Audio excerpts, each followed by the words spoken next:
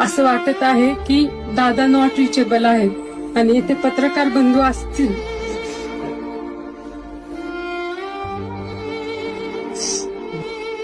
तर ते पत्रकार बंधू आमच्या दादांना शोधून काढतील की दादा कुठे आहेत आमचे.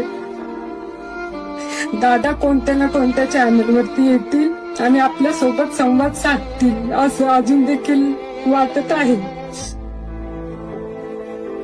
कारगाव नगरीच्या सरपंच पदावर कार्य करण्याची संधी मला कमी वयात कारगाव मधील माझ्या जनतेने दिली.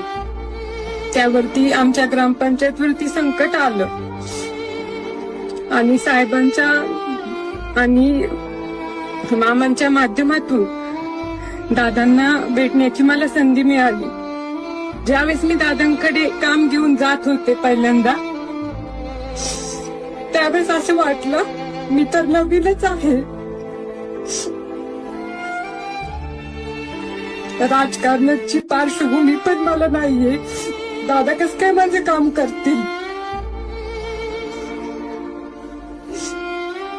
परंतु ज्यावेळेस मी दादांकडे माझ्या कामाचा प्रस्ताव दिला, कामाचा कागद दिला, त्यावेळेस दादांनी ते वाचलं आणि तात्काळ फोन लावला. त्यावेळेस समजलं की दादा फक्त बोलत नाही तर खरंच काम करून दाखवतात.